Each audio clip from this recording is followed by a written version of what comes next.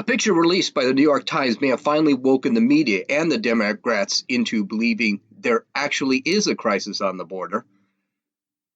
An AOC cries in front of a border detention center, but then refuses to fund a company which would give kids the funding so those border centers could have beds.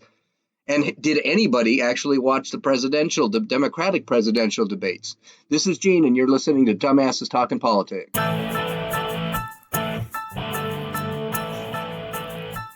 The New York Times releases a front page story this week with a gruesome picture of a father and his daughter face down in the Rio Grande River in Texas. When I saw the picture, I was shocked. I was shocked it even made the front page. This picture and story hit all the news outlets and went viral on Twitter. It's a heartbreaking picture because the daughter has her arm around her father's neck. Finally, the media is realizing there is a real crisis on the border, and people are actually dying by it. But the narrative on the subject is following their hatred on Trump and not the facts. But the first thing we need to do is talk about the actual story that's been glossed over by the media. They did tell some of the story, but not all, and I think a lot of when one really knows the story, it shifts the blame here. The father is Oscar Alberto Martinez, and his daughter is Angie Valeria, a 23-month-old girl. Martinez, Valeria, and Martinez's wife Tanya were from El Salvador. Oscar used to work at Papa John's in El Salvador, where he earned about $350 a month. This allowed them to spend about $10 a day. Tanya, I'm going to use the first names here because their last names are just way too long. Tanya, the wife, also had a job working at a Chinese restaurant in El Salvador, but she had to quit to take care of Angie. Something important to realize is their status in El Salvador. According to their family, quote, they were not fleeing violence, Tanya's mother has since said, but were in a desperate search of a life that they could earn more money. Period. End quote. Their plan was to come to the United States for a few years, save up some money, and then move back to El Salvador. So they started their journey towards the United States. They traveled through Guatemala and Mexico in one of the Central American caravans. They actually did stay at a refugee camp for about 3 months. And then they arrived at the U.S. border. At first, they tried to claim asylum at one of the border entry points, but it was far too crowded. They actually got a look at one of the wait lists, and they saw they were a couple of hundred down. And a lot of this reason was because of their status. They actually were never going to qualify for asylum. That's where the tragedy starts. They decided they were going to cross the Rio Grande. Once they got across the Rio Grande, they were going to turn themselves in to the Border Patrol. The idea here was to actually force move their case up faster. They didn't want to wait in Mexico. So Oscar first grabbed Angie and crossed the river with the daughter. They got to the other side safely. He left the daughter, the 23-month-old girl, on the shore and then was going to swim back to go pick up his wife, Tanya. As he got in the water, the little girl, of course, she's not even 2 years old, got scared, jumped back into the water to follow the father. The father turned, saw his daughter was struggling, started swimming towards her to rescue her. The current got stronger. They both sucked down and they both drowned. That's the story. The Democrats have finally acknowledged there's a crisis on the border. For the last year, the Dems have been saying that the problem of the border was a manufactured crisis, that there was no problem on the border, and Trump's just lying because he's a xenophobe. He hates brown people. That's been the story. That's been the narrative. So now that we know that there is an actual problem on the border, does that mean that everyone's going to suddenly declare Trump was right all along and they will cooperate with him? Not even close. Not even close. Well, you guess what they're going to actually do. How about blame Trump for this? Trump killed those people. Let's read some tweets from some of the presidential candidates. Not all of them reacted, and I didn't catch all of them, but here are three of them. Here's one from Joe Biden. Of course, the picture is right there. Quote, "This image is gut-wrenching. The cruelty we see at our border is unconscionable. History will judge how we respond to the Trump administration's treatment of immigrant families and children. We can't be silent. This isn't who we are. This is not America." And of course, he says that because that's basically his tagline. That's what he's running on, is that we have changed. America has changed to something it wasn't supposed to be. I don't know what that is. I guess we're supposed to be a slave state because that's the last thing I remember. Bernie Sanders, quote, "These deaths are what a broken immigration system is all about. Instead of demonizing immigrants, Trump should be meeting with Central American leaders to find ways to end the horrific violence and poverty that are forcing people to flee their homelands." I don't understand this. Why is it the United States' fault to deal with other countries' problems? The other countries are corrupt. Well, Mexico, they've got a lot of problems. Why is it the United States' responsibility to fix these countries? At least he didn't say they should all be allowed in. As far as I'm concerned, I'm sorry, those countries have problems. They need to fix them. They need to figure it out, or they can ask the United States for help. They don't want help from the United States because the United States are going to tell them, okay, hey, you got a problem here, here, here, here, here. And the reality is these governments, the ones in power, don't want to give up the power. So to sit back and say the United States can fix these countries have to want the United States to fix them. These countries have to come to the United States and say, hey, can you give us a hand here? Can you tell us what is wrong? Anyway, here we go. I mean, we can't even fix our own government. Look how broken our government is right now. We can't fix it. And finally, from the mastermind of the group, Beto O'Rourke, Robert Francis, excuse me, "Trump is responsible for these deaths," end quote. It's just stupid. I guess Trump was telling them to cross the Rio Grande River. The media. Let's go into the media. I'm really going to go off on this story. This is going to be a real tough podcast because these people have really bent me out of shape. So let's take a look at the media. Of course, it's America's fault these two people are dead. And to be truthful here, we're not even sure if these people were in the United States. These bodies may not have even been in Texas. They may still have been in Mexico. So no one's even sure of that. Let's listen to Don Lemon and Chris Cuomo discuss the photo and the tragedy. And just listen to all the drama and listen to the big words that are used here. Words that you'll see. We'll talk about it right after. Sorry. That picture, I can't even look at it.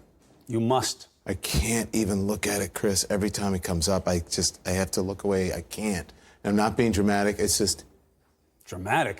Of course it kills you. It kills every part of you. Every part of us that makes us human. This issue, not since what I saw during the war that was being ignored here at home, has something ripped at me and made me feel like I'm not doing the job right.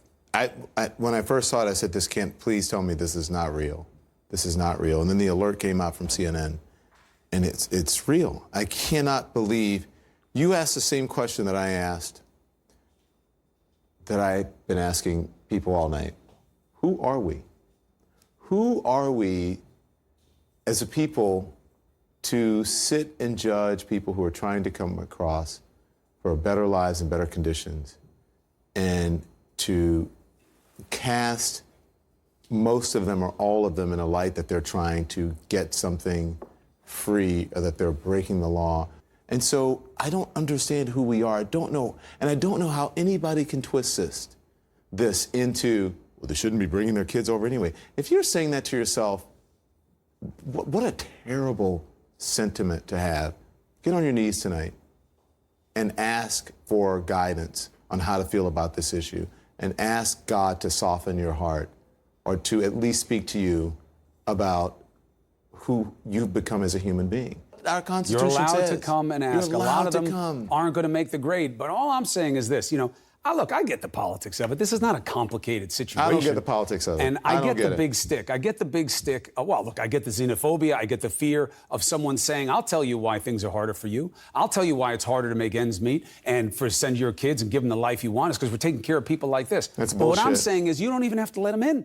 That's bullshit. It's how you treat people you won't let in. That's what I'm saying. You know that's not right. You know that's not right. You can't say my people who are trading on fear for political purposes. And yeah, because it works.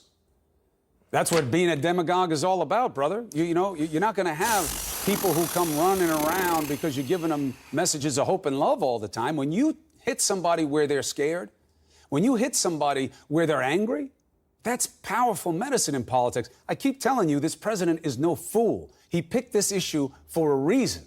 It works to motivate his base. In fact, I think it works better than any other issue.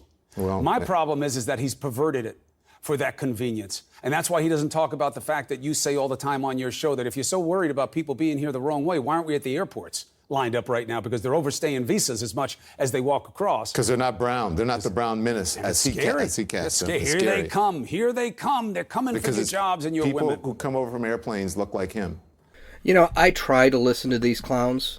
I try to always listen to... I always try to listen to opposing viewpoints, but these two are just impossible to listen to. They're so infuriating. They're so stupid. They're so one-sided. Their argument isn't even any good. I mean, Don Lemon, who are we as a country? We're Americans. This is the United States. This is our country. Our country that's being invaded by another country. These people die on the border all the time. Breitbart released another article saying, we have been saying people have died for the last 2 years on the border. They've got 30 different stories about people dying on the border. That is not the fault of the United States. The fault of the United States is that we are not actually securing the border. If these people see a wall, they are not going to cross. There is no way a 23-month-old baby is going to get over a 20-foot wall or a 20-foot border fence or whatever. That's the point of this whole thing. Okay, I'm getting ahead of myself. Let's talk about that video. We were talking about the video. So people need to respect our country, respect our borders, follow the laws. I'm sorry, I just don't have a lot of sympathy. It's very sad, don't get me wrong, but I don't have a lot of sympathy when people end up getting hurt or die because they're trying to break our laws. Next, this garbage about Don Lemon saying we should go home, get on our knees, and pray to God to soften our hearts. Is he freaking kidding me? This is a man who's gay and pro-abortion, and he's telling me to soften my heart? I think the 60 million people we have killed since Roe versus Wade is probably a bit more important than a couple of people who are breaking our laws and then happen to die. The contradiction. And then listen to Cuomo. Listen to the words. There's no room for another side. There's no room for another argument with these people. And that's why I can't listen to them. Every blue moon, they'll have a commentator or an analyst that will tell them they're wrong. But it's so rare, it's not even funny. People really bust Fox News chops, but Fox News has counterpoints all the time. Listen to the language Cuomo used. Xenophobia, fear, demagoguery, perverted, brown menace. These words are extremes. So if you believe in that we should have strong borders, you're a demagogue who is a xenophobe and you're feared, you're scared all the time, you have a hard heart. I didn't cut too much out of that sound clip because I wanted you to hear most of it. There's literally missing like a minute and a half, and it was only for time. And then the drama of the whole thing. These people don't care. Another couple of immigrants dead. They don't care. Like Chris Cuomo, well, we've seen war pictures. This is nothing new. They're news people. They've seen this stuff before. This picture is being used as a political talking point. That's all it is by the media. It's disgusting. It really is disgusting. First off, I believe they should not be here. If you are my fiance is an immigrant. She's a legal immigrant. She's not a U.S. citizen. It took her 7 years to get here. If you think I'm real hard on the subject, you should talk to her. I should have her online. She can't stand illegal immigration because she knows what she had to go through to become a legal immigrant. And let's stop calling them immigrants. They're not, or illegal immigrants. They're illegal aliens. That's the legal term. We keep changing language around. It's the same thing we're doing with the 50 genders we have right now. I'm sorry, 64 genders we have right now. They could have gone to the border crossing. They could have asked for asylum. They would have been immediately rejected because they did not qualify. There's no war in El Salvador. There is crime. There is crime. There is poverty. That does not qualify you for asylum. Asylum requires that the person is under the threat of death due to persecution, either by religion, race, or creed. These people were coming to the country to make money and were going to return home when they did so they can build a house. So they decide to cross the border, just give up because they knew that they would not be sent back, and there was a possibility they'd be released. And once they were released, they could just disappear. If I illegally cross over to the border to Mexico, I'm going to be picked up as a criminal, not an immigrant, and sent back. I have said this. I have said this 1,000 times. I would give anything if we took the immigration plan from the Constitution of Mexico and dump it as an amendment in the U.S. Constitution. Because there they are very clear on who can be an actual Mexican citizen. I would qualify as a Mexican citizen because I have skills. But they would not take a construction worker as a citizen in Mexico. They would not allow them to stay in Mexico. I also do not feel any remorse for these people who died. I feel bad for them, but they were killed while committing a crime.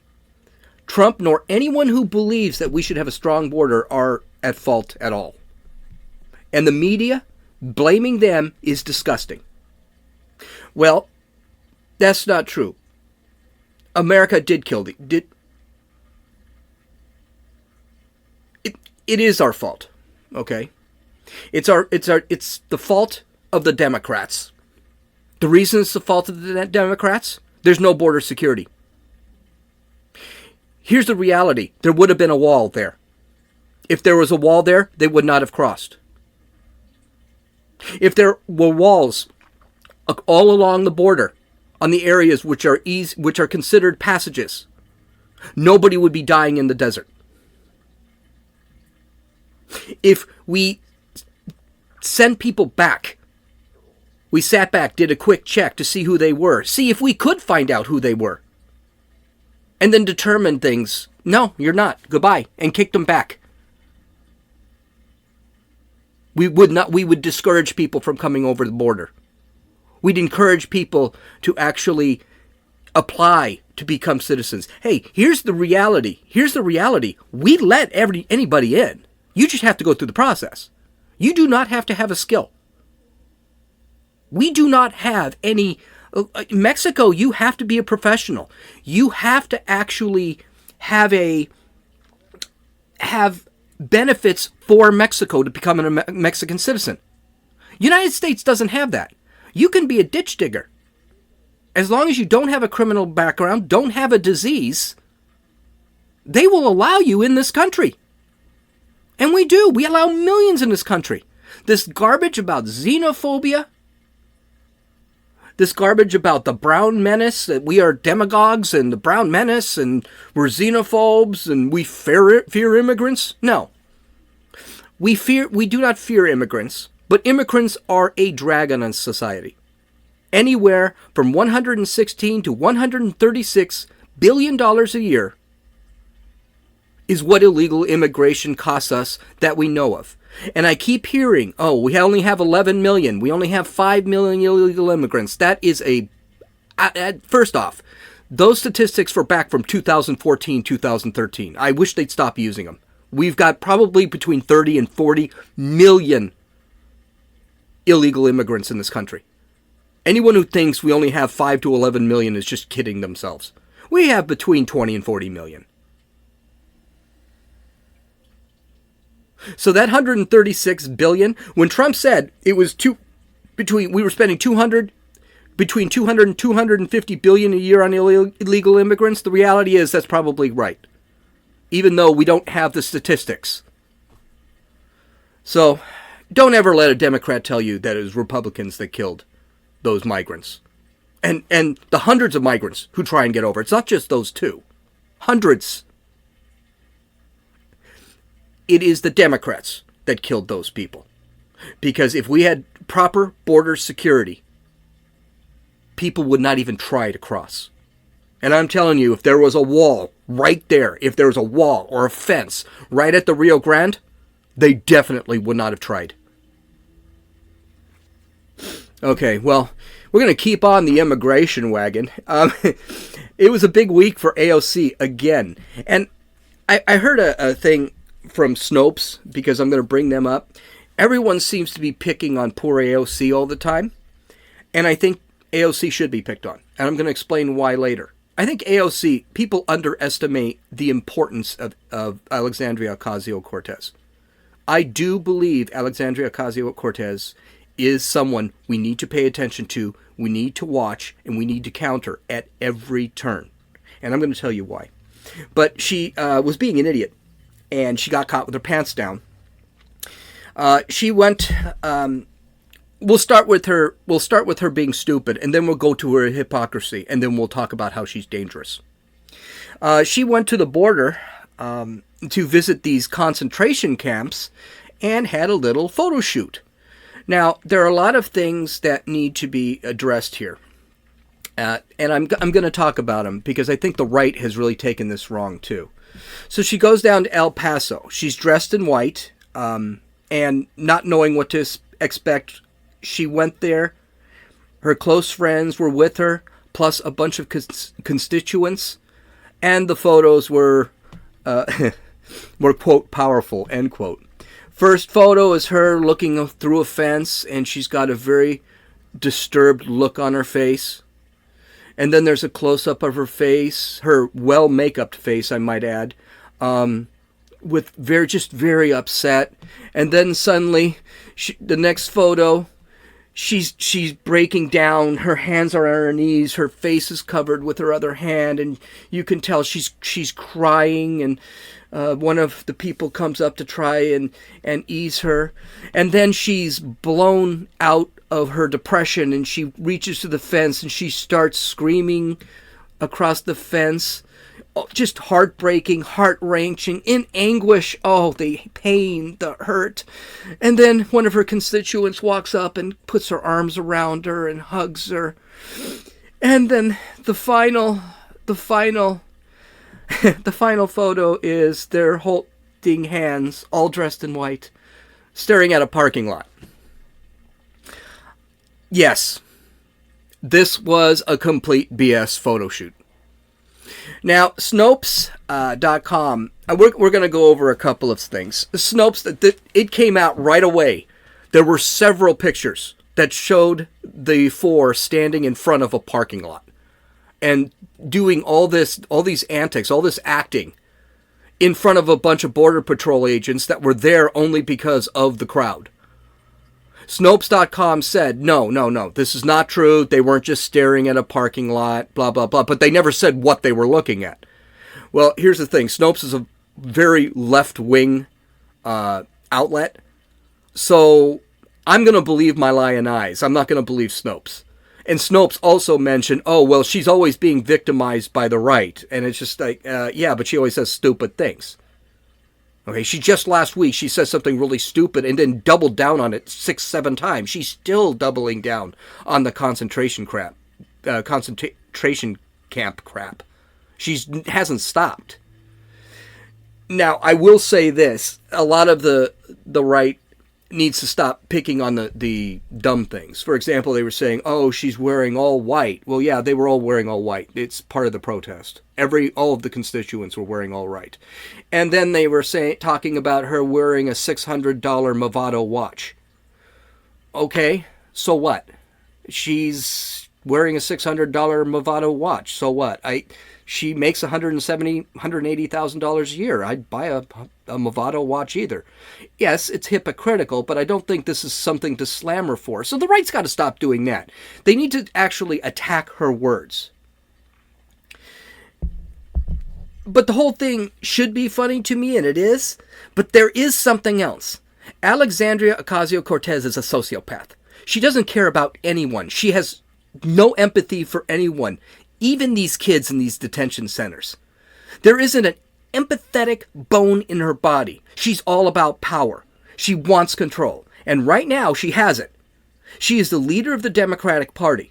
She knows, being from a Democratic district, that the more illegal illegal aliens in this country, the more the Democrats will become elected. Why do you think the Democrats want to give driver's license to illegal aliens, want to have automatic registration when someone applies for a driver's license, want to be able to have more, don't want IDs checked when people go to vote, don't want more absentee ballots sent out? This is a scary thing, and the plan is there. And she's part of that plan. And she is pushing the most extreme plans when it comes to voting. She is not someone to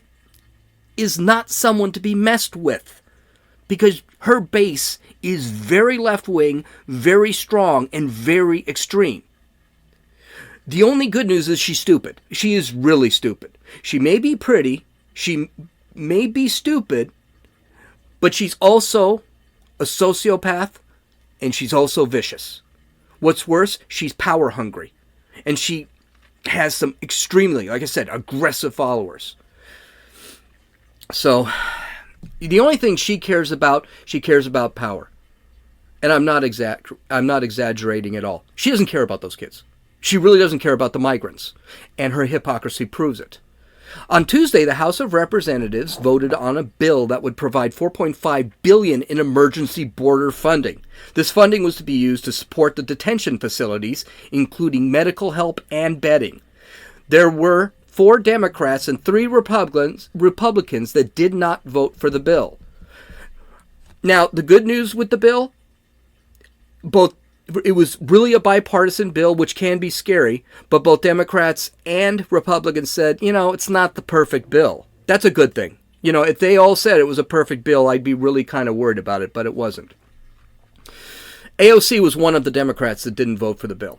She seems to care about the children until she has to vote for a bill that will allow ICE and Border Patrol to care for the children. But she wasn't finished. She supported a protest of Wayfair, a furniture manufacturing company. Why? Because they were providing bedroom furniture for the detention centers. They were actually under contract with the detention centers to provide beds. They were selling beds to the detention centers, so the kids didn't have to sleep on the floor. She was protesting a company that was giving them the bed so they wouldn't have to sleep on the floor. This gal is incredible, and she just doesn't hide it. This proves that she does not care about anyone.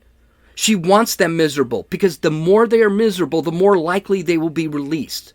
Once released, and with the loosening of our election laws, it is only a matter of time before they will start voting. See, AOC reminds me of the quote from Paradise Lost, when Satan states he would rather rule in hell than serve in heaven.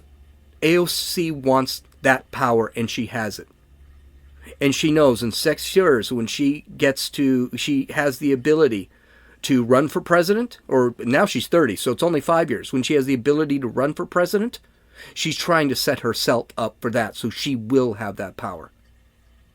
She needs poor people to take over the country so she can tell them about all the injustices in the country and how they are all victims, and only she can dig them out. each speech she makes will bring her more power.